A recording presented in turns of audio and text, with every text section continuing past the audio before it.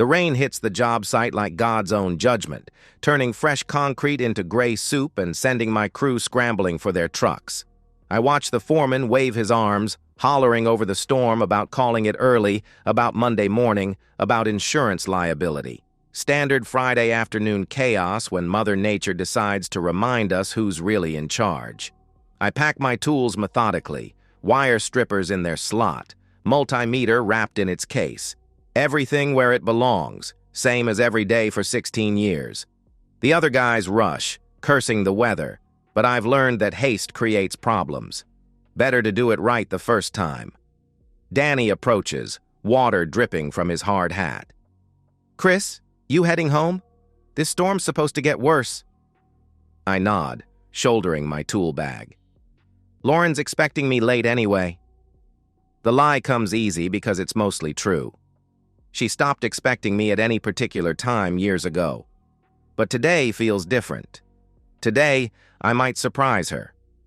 The drive home takes 20 minutes through sheets of rain that turn my windshield into a kaleidoscope. Our neighborhood, modest 2 stories built in the 80s, lawns that stay green if you work at it, sits quiet under the storm. I pull into our driveway and notice her car's there, which means she skipped her afternoon yoga class. The front door's unlocked. It always is. Lauren trusts the world in ways that used to charm me and now just seem naive. I step inside, water dripping from my jacket onto the hardwood we refinished 3 summers ago. The house smells like vanilla candles and something else, something masculine that doesn't belong. I call out to the empty-seeming house.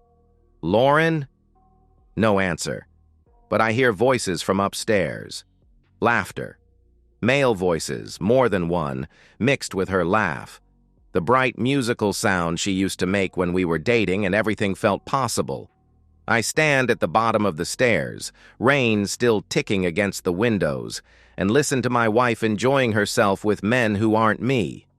Part of me wants to charge up there, demand explanations, reclaim whatever territory I've lost. The larger part just feels tired.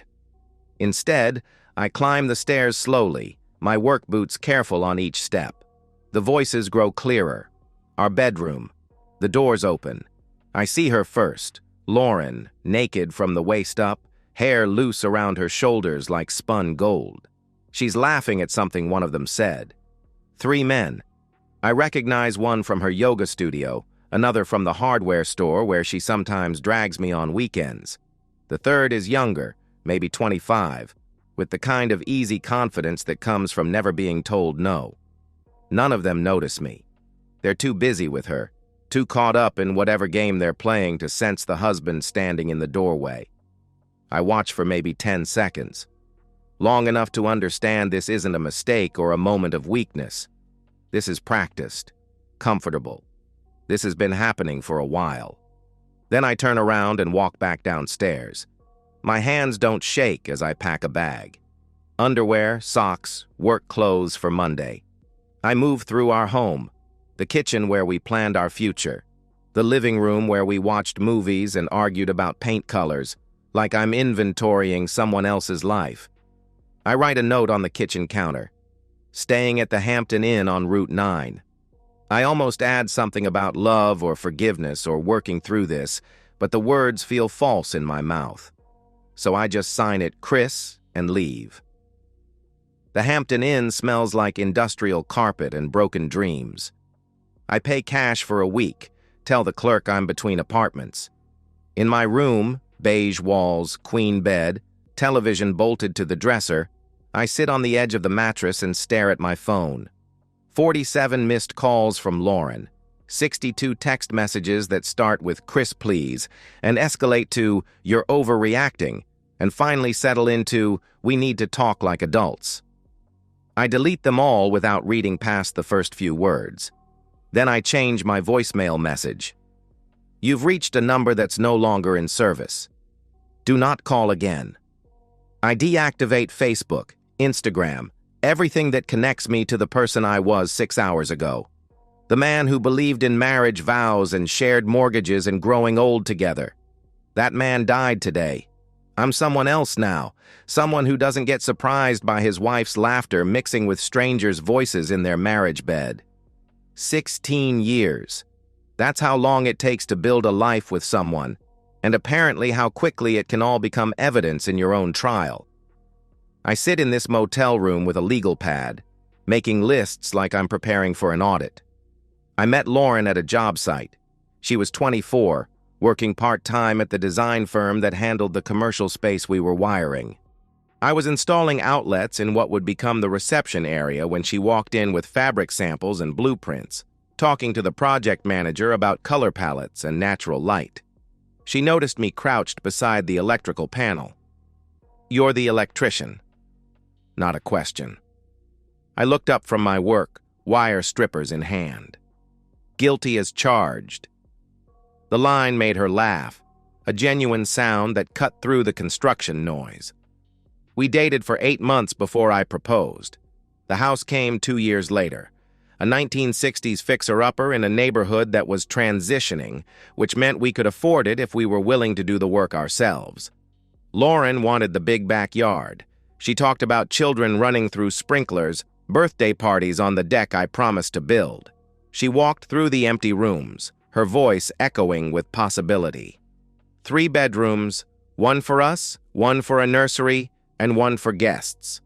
I installed every switch and outlet in that house, rewired the kitchen when we upgraded the appliances, built the deck she wanted, complete with built-in planters where she grew herbs and flowers. Every nail I drove, every wire I pulled, was an investment in our future. The fertility issues started in year 5. We tried for 2 years before seeing doctors, then another 3 years of tests and procedures and carefully timed intimacy that felt more like homework than love. After the 4th miscarriage, I held her while she cried. "Maybe it's not meant to be." She pulled back, eyes fierce through her tears. "Don't say that. Don't give up on us." So I didn't. I built the swing set anyway, because hope dies hard in men who work with their hands. It sits in our backyard now, weathered gray, waiting for children who never came. The drift between us was so gradual I almost didn't notice. Lauren started staying later at work, then picked up yoga classes. I took on overtime projects, told myself we needed the money for the next round of treatments. We stopped talking about anything deeper than grocery lists and utility bills. But I never imagined this. Infidelity was something that happened to other people. On Saturday morning, I call Mark Hendricks. We went to high school together, and he's been practicing family law for 15 years. His voice is careful when he answers. "Jesus, Chris, how are you holding up?" "I'm fine," I say, though we both know that's not true. "I need to know my options." He explains the process. Pennsylvania's a no-fault state, but adultery can affect alimony. Documentation matters. The house is in both our names, but I put down the down payment from money I'd saved before we met. Mark's voice turns professional, lawyer-like. "You want advice? Control what you can control. She's going to try to make this about emotions, guilt, forgiveness, working through problems. Don't let her make it about facts." That afternoon, I drive to the bank. Our joint account has $47,000. I transfer half to a new account in my name only. The house is empty when I stop by for more clothes. Lauren's car is gone, probably at her sister's place. I pack methodically. Work clothes, winter coat, the toolbox I keep in the garage for home projects. In our bedroom, I find evidence of my replacement. Men's cologne that isn't mine. Condom wrappers in the trash. A business card for someone named Derek who does personal training and lifestyle coaching. I photograph everything with my phone, then email the pictures to Mark. Evidence, documentation, facts. I walk through the house one more time. The kitchen island where we ate breakfast for 16 years. The living room where we watched movies. The guest bedroom where Lauren would disappear some evenings, claiming she needed space to think. I see it all differently now. Not as our shared life, but as the stage where she performed the role of faithful wife while auditing other options. That evening, I spread Mark's paperwork across the motel table. Divorce forms, financial disclosure statements, a custody agreement template that makes me laugh bitterly. No children to fight over, just two adults dividing the wreckage. Lauren calls while I'm reading through alimony guidelines. I let it ring until voicemail picks up, then delete the message without listening. Whatever she wants to say, explanations, apologies, justifications, none of it changes what I saw. By Monday, I've made my strategic decisions. Let Lauren keep the house, but also let her keep the mortgage payments, insurance, utilities, all the monthly obligations I'd been covering.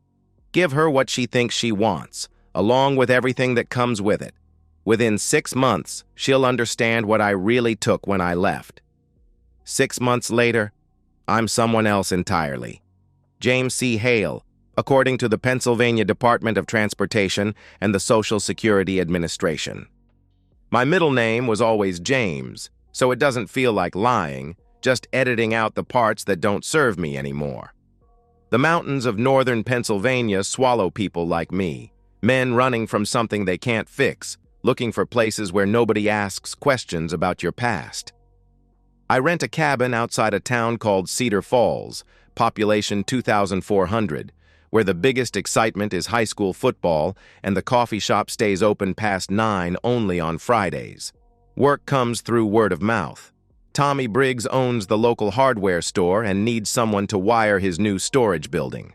I do the job for half what a licensed contractor would charge, cash only, no paperwork.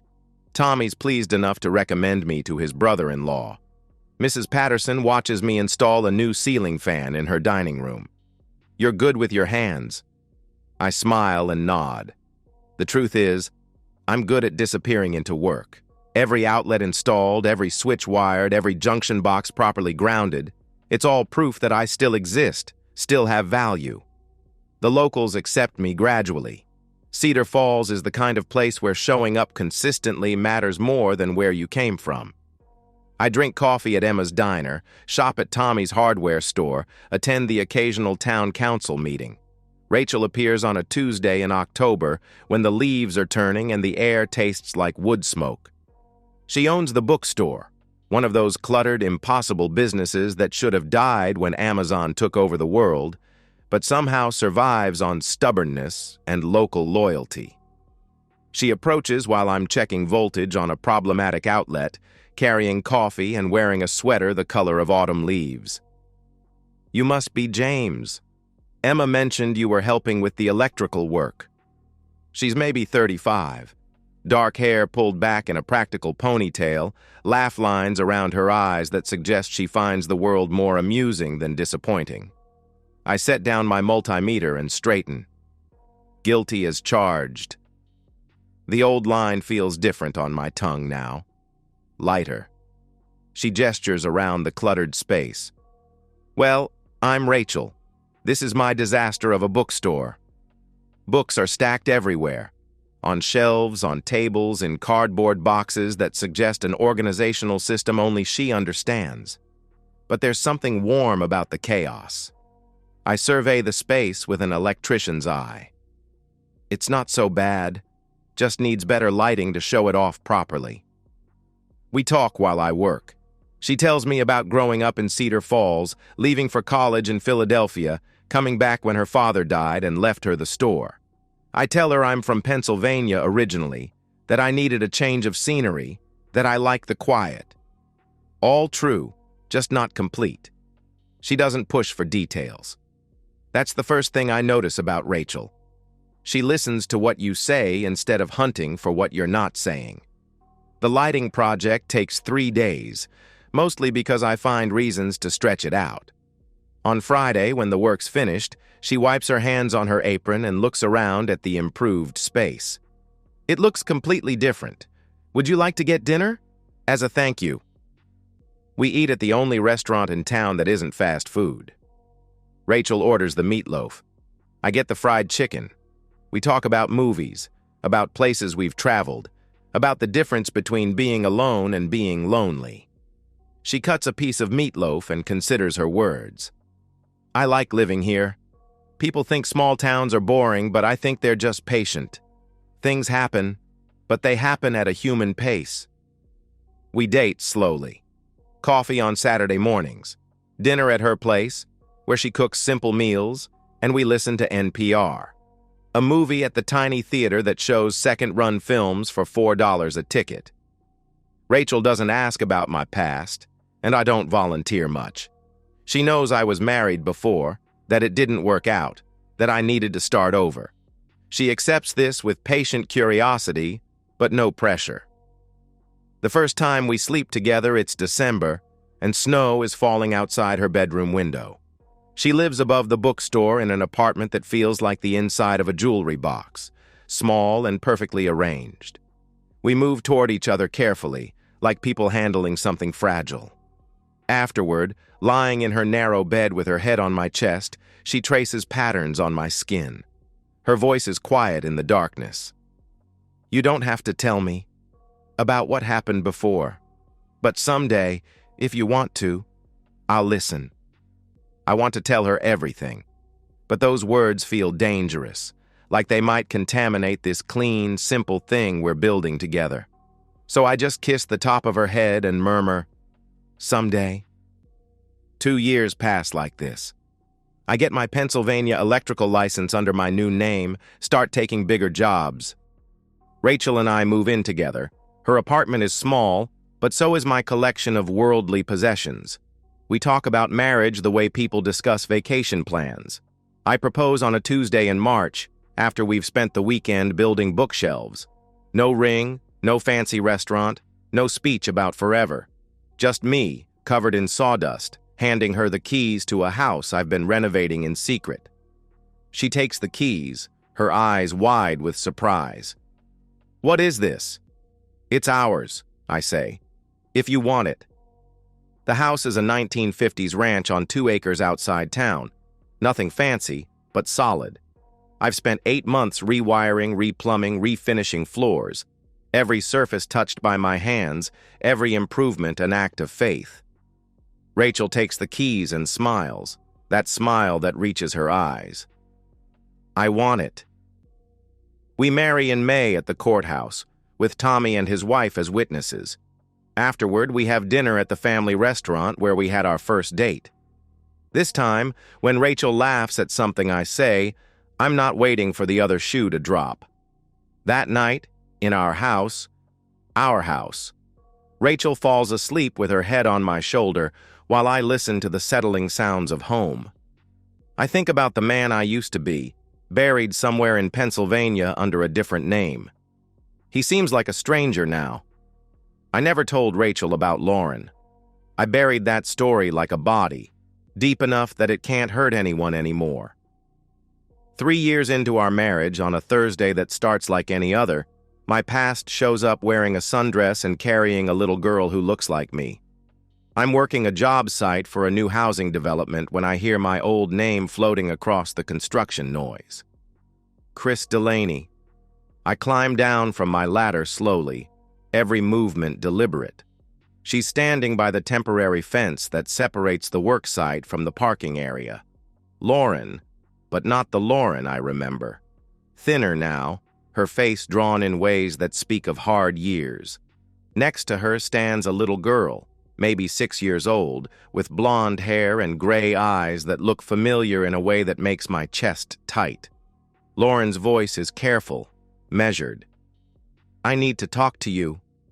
My crew is watching. I wave them off and lead Lauren away from the others, toward the sales trailer where we can have privacy. How did you find me? Her smile is bitter. It took 3 years. Private investigator. The little girl stays close to Lauren's side, one small hand clutching her mother's dress. She has my nose, my chin, the same stubborn cowlick I've been fighting my whole life. Lauren's hand rests protectively on the child's shoulder. This is Ella. She's 6 years old.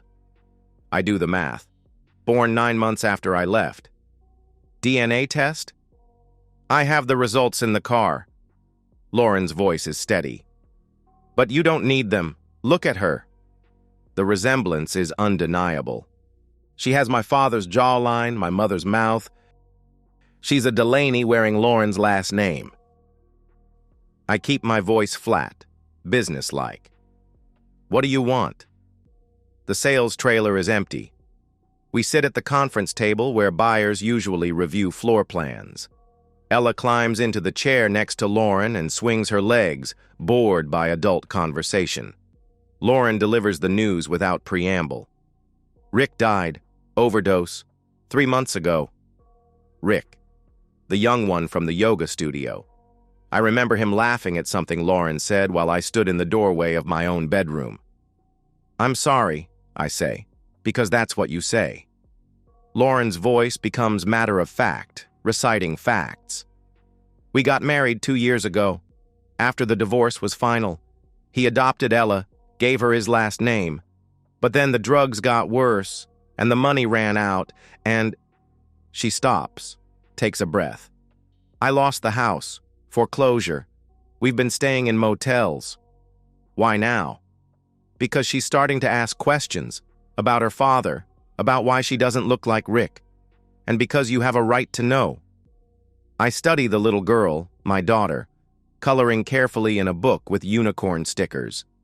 She has my focus, my attention to detail. The child notices my attention and looks up. Hi, are you my mommy's friend? Something like that, I say. Lauren tells me the rest. How she realized she was pregnant a month after I left. How she tried to convince Rick the baby was his, but the timing didn't work. How she gave birth alone, using my insurance that was still active during our separation. Her voice softens. I named her Ella Christine. Christine for you. I don't know what I'm supposed to feel. Instead, I feel nothing. A clean, empty space where emotions should be. I'm not here to ruin your life, Lauren continues. I know you've built something new. I just thought you should know about her. I cut to what matters. How much do you need? Lauren's face shows hurt. That's not why I'm here. Everything's about money, Lauren.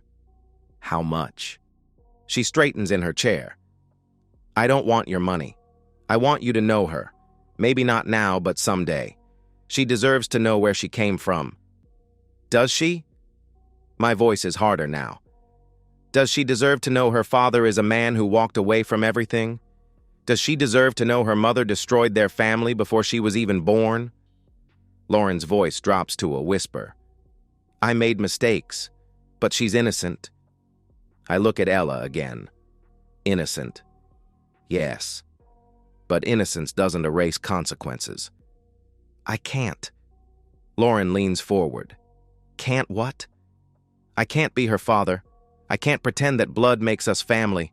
I built something new, Lauren. Something clean. I won't let you poison it. She's your daughter. My voice is final. She's a stranger. A stranger you created with my DNA while you were destroying our marriage. Lauren's face crumples, but I'm already standing to leave. Her voice breaks as she accepts defeat. Fine. When she asks about her father someday, I'll tell her I tried. They start packing up. Ella looks confused by the sudden activity. Are we leaving? She asks. Lauren's voice is gentle with her daughter. Yes, sweetheart. But I'm not done with my castle. You can finish it later. As they reach the door, Ella waves. Bye. I hope you have a good day. The simple kindness hits me unexpectedly. You too. After they leave, I sit alone in the sales trailer, staring at the unfinished castle coloring page Ella left behind. The unicorn is complete, every line carefully colored. But the castle remains half-finished, abandoned when circumstances changed. I throw the page in the trash and go back to work. That night, I don't tell Rachel about the visit.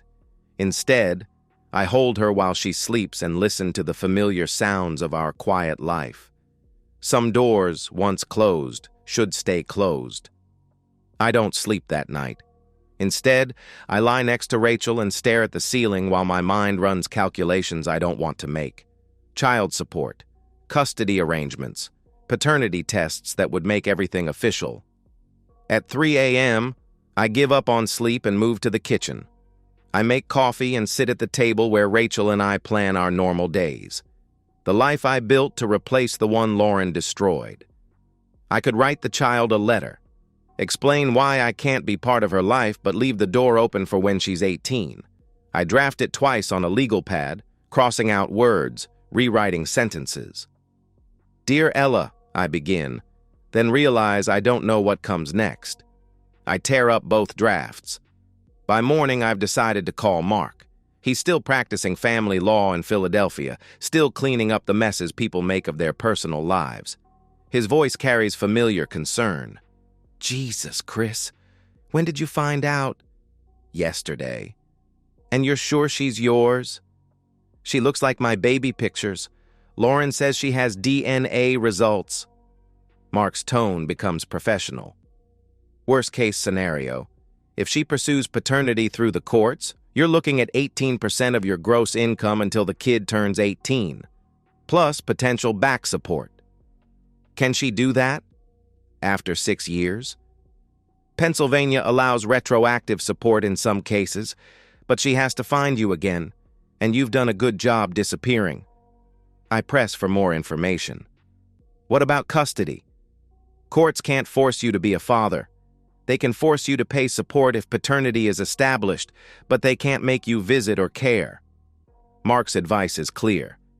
Then my advice is to do nothing. Don't acknowledge paternity. Don't engage. Sometimes the kindest thing you can do is stay away. After we hang up, I drive to the job site and work until my hands are raw. By afternoon, I've made my decision. I stop at a FedEx store and send an overnight letter to Lauren, care of the last address Mark's investigator found. Inside, I include a cashier's check for $5,000 and one paragraph. This is the only assistance you'll receive from me. I've never been a father to this child, and I never will be. If you contact me again or attempt to contact my wife or interfere with my life in any way, I will pursue legal action. Use the money to start over somewhere else. I don't sign it. Rachel is in the bookstore when I get home, doing inventory while NPR plays softly. She looks up when I walk in, smiles that smile that always makes me feel like I've come home to something worth keeping. Good day? She asks. Long day, I say. How was yours? Her smile is amused. Mrs. Patterson came in looking for romance novels. Said she's tired of reading about people dying. This is what I'm protecting. This quiet, normal life where the biggest drama is Mrs. Patterson's reading preferences. The words come out more intense than I intended. I love you. Rachel looks slightly surprised by the force of it. I love you too. Everything okay? Everything's perfect, I say, and for the first time in 24 hours, that feels true. That weekend, I change our bank accounts to a different institution. I update our address with the post office to a P.O. box. Small precautions, but necessary ones. I don't hear from Lauren again.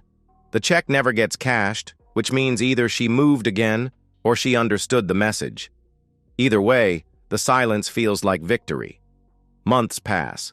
Rachel and I plant a garden, travel to Philadelphia for a long weekend, talk about maybe getting a dog.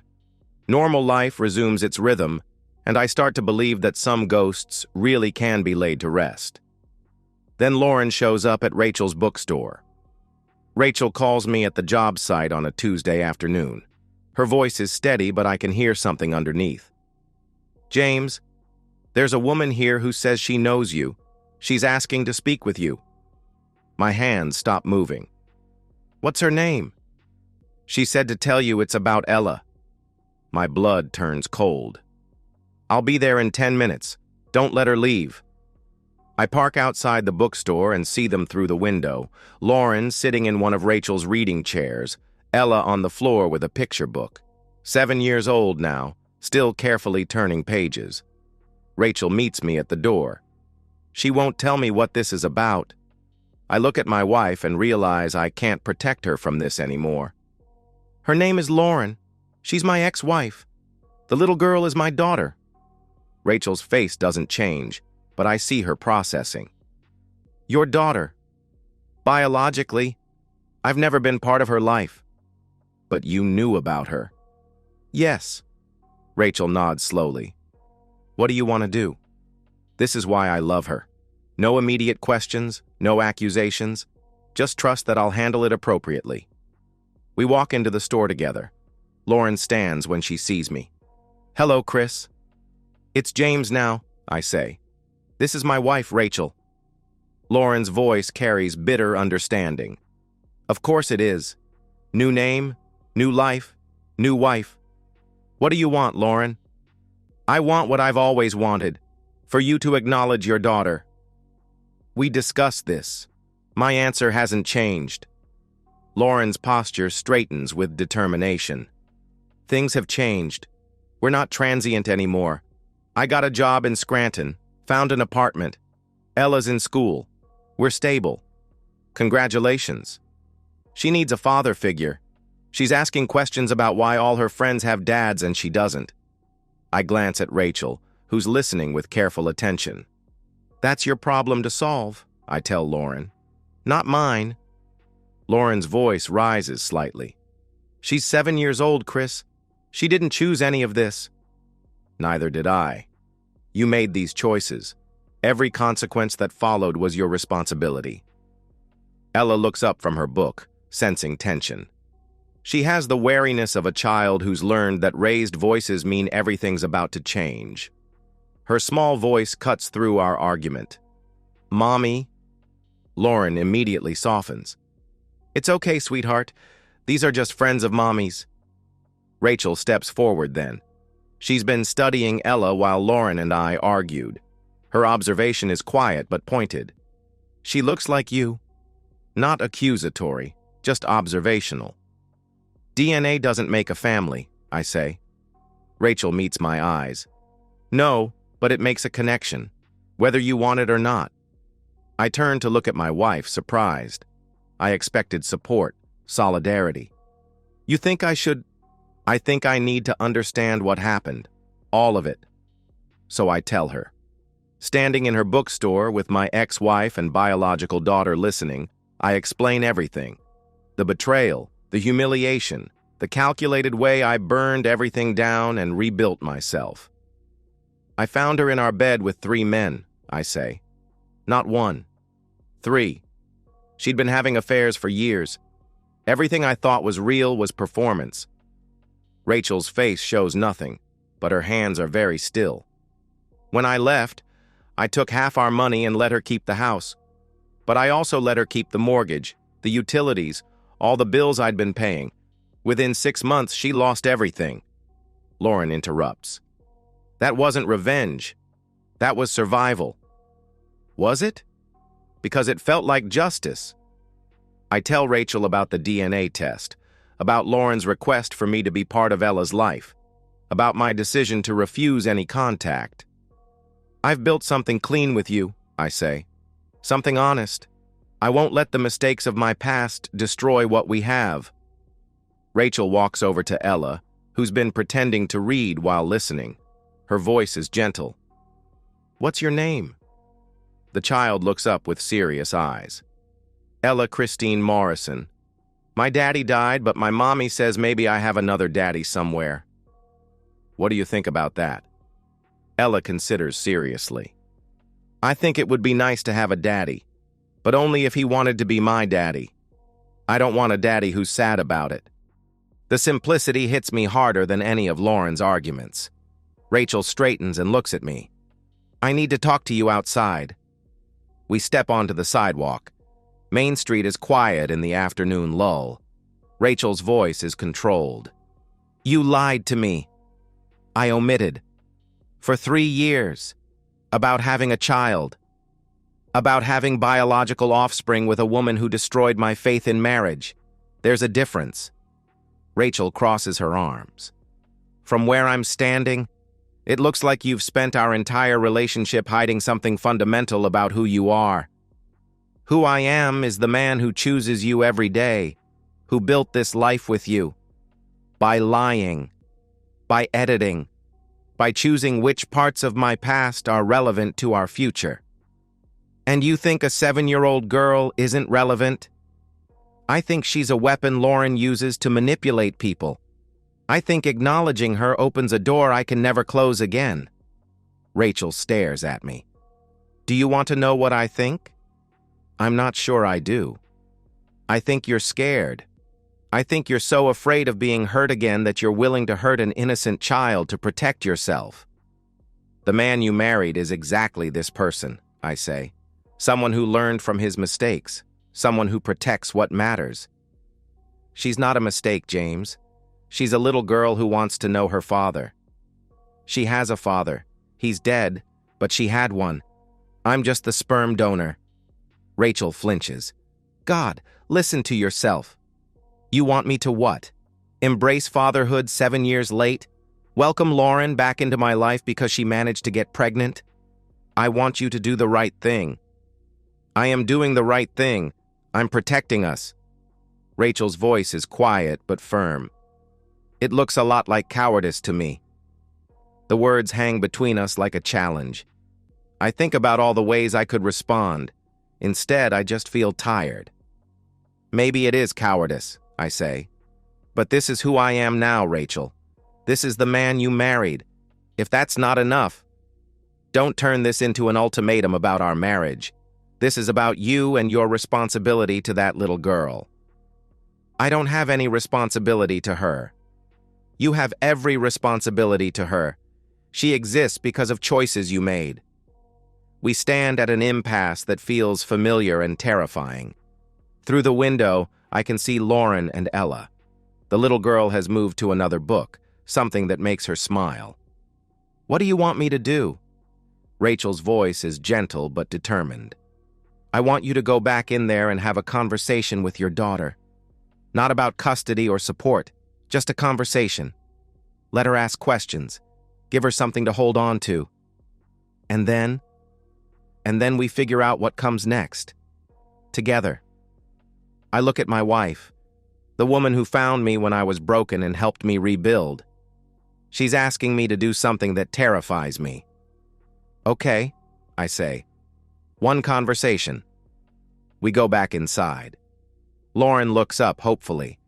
Ella has moved on to a third book. I approach slowly, like you would a startled animal. Ella, would you like to ask me some questions? She considers this seriously. Are you my daddy? Biologically, yes. That means we share DNA. But I haven't been your father. I haven't been part of your life. Her next question is simple and devastating. Why not? I glance at Lauren. Your mother and I had problems. Adult problems that happened before you were born. I made choices that meant I couldn't be around when you were growing up. Were you sad about me? The question hits like a physical blow. I was sad about a lot of things. But you were never the problem, Ella. Adults sometimes make messes, and children get caught in them. Do you want to be my daddy now? I look at this little girl, my daughter, who's asking the one question I can't answer the way she wants me to. I want you to be happy, I say finally.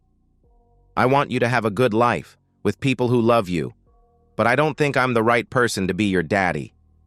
Ella nods solemnly. That's okay. Maybe someday you'll change your mind. Maybe, I say, though we both know I won't. Lauren stands then, gathering Ella's things. Thank you, she says to Rachel, for letting us talk. Then she turns to me. And thank you for being honest with her. They leave through the front door, Ella waving goodbye. I watch them walk to their car and drive away. Rachel's voice is quiet. How do you feel? Like I did the right thing for the wrong reasons, I say. Or the wrong thing for the right reasons. Do you think you'll see her again? I hope not, I say, and realize I mean it. Not because I don't care about Ella. Somewhere in my chest, there's a small, painful place that recognizes her as mine, but because caring changes nothing. That night, Rachel and I eat dinner in silence. Then we sit on our couch, reading our separate books, existing in the same space without needing to fill it with words. Before bed, Rachel stops and looks at me. I understand why you made the choices you did, she says. I don't agree with all of them, but I understand. Does that mean we're okay? It means we're going to work on being okay, she says. But James, if she comes back, don't hide from me. Let me help you figure it out. Okay, I say. She turns to go, then pauses. She really does look like you, especially around the eyes. I know. Do you think you'll ever wonder about what kind of person she becomes, what kind of life she has? I consider lying, giving Rachel the answer that would be easier for both of us. Instead, I tell the truth. Every day, I say, for the rest of my life. 5 years later, I'm installing a ceiling fan in the master bedroom of a house that looks nothing like the one I shared with Lauren. The owners are young, late 20s, and they have that particular energy of people who still believe in forever. The husband tests the wobble with his hand. You think it'll last? The marriage, I mean, not the fan. I look at him, young, earnest, probably married less than 2 years. The fan will last 20 years if you maintain it properly. The marriage will last as long as you both choose it to last. His wife laughs from the doorway. That's not very romantic. Romance is what gets you to the altar, I say. Choice is what keeps you there. They exchange a look that suggests they think I'm being cynical. Maybe I am. Or maybe I've just learned that love without strategy is just another word for hope. Rachel and I have been married 8 years now. We know each other's rhythms, each other's silences. She runs the bookstore. I run my electrical business. We have dinner together most nights, travel once a year, argue occasionally about money or whether to get a dog. Normal life, measured in normal moments. I never hear from Lauren again. Never see Ella. Sometimes I wonder if they moved away from Pennsylvania entirely, started over somewhere that doesn't hold so many complicated memories. I hope they found something stable, something sustainable. I hope Ella got the father she deserved, even if it wasn't me. The young husband calls later with a question about the fan's remote control. His wife is laughing in the background about something unrelated. They sound happy in the careless way of people who haven't learned yet how easily happiness can be lost. The red button, I tell him. Red is power, white is light, blue is speed. Got it. Thanks. And hey, thanks for the advice earlier, about choice and all that. You're welcome. Can I ask you something? Are you happy? With your choice, I mean. I look at Rachel, still reading in the golden light of evening. At our house, our life, our quiet understanding of what we both need to feel safe in the world. I'm content, I say, which is better than happy, because it doesn't depend on circumstances staying the same. After I hang up, Rachel and I finish our books and go inside. We brush our teeth, check the locks, turn off the lights. Domestic rituals that anchor us to the life we've built together. In bed, with Rachel's head on my shoulder and her breathing settling into sleep, I think about the man I used to be. Christopher James Delaney, who believed in forever and second chances and the power of love to overcome any obstacle. He seems like a stranger now, someone I knew briefly but never really understood. I don't miss him. He was naive, trusting in ways that made him vulnerable to people who collect trust, like trophies. But sometimes I wonder what he would think of the choices I've made, the bridges I've burned, the way I've learned to protect what matters by refusing to expand the definition of what matters. He would probably call me a coward. He would probably say that running away isn't the same as moving forward, that changing your name doesn't change who you are underneath. Maybe he'd be right. Maybe I am a coward who learned to dress up self-preservation as principle. Maybe I robbed Ella of a father and myself of a daughter because I was too damaged to risk being hurt again. But cowards live longer than heroes, and smart choices compound over time into something that resembles wisdom. I built a life that works. I married a woman who accepts the edited version of myself I was willing to share. I sleep soundly in a house where no one can surprise me with their capacity for betrayal. Some people might call that a small life, a careful life, a life limited by fear of what might go wrong. They might be right, but it's mine, and I chose it. And I wake up every morning grateful for the specific combination of circumstances that allows me to exist without apology. That has to be enough. Because the alternative, staying open to all the ways love can destroy you, requires a kind of courage I used to have but lost somewhere in a Hampton Inn on Route 9, along with everything else I thought I knew about forever. Rachel murmurs something in her sleep and shifts closer. I close my eyes and listen to the sound of our house settling around us, solid and secure, and exactly as far from the past as I could make it. In the morning, I'll install outlets in someone else's dream house. Rachel will sell books to people looking for other lives to inhabit temporarily. We'll have coffee together and read different sections of the newspaper and plan our weekend like the married couple we are. It's not the life I planned when I was young and stupid enough to think planning mattered. But it's the life I chose when I learned the difference between what you want and what you can survive. I didn't bury Lauren to punish her. I buried her so I could breathe again. Some wounds are too deep to heal around other people. Some betrayals require the kind of distance that looks like cruelty, but feels like survival. And survival, it turns out, is its own kind of victory, even when it doesn't feel like winning, even when it costs more than you thought you could afford to pay, even when the price includes gray eyes that look like yours, coloring castles with careful precision in a bookstore you'll never visit again. And so, we've reached the end of today's story. Was it what you expected, or did it take a twist you didn't see coming? I'm curious to hear your thoughts. Share them in the comments below, and let's get a conversation going. If this story kept you hooked, make sure to hit that like button. And if you're new here or just haven't subscribed yet, now's the perfect time to join our community. I bring you fresh, captivating stories every day, so click that subscribe button and turn on notifications so you never miss out. Thanks for watching, and I'll see you in the next one.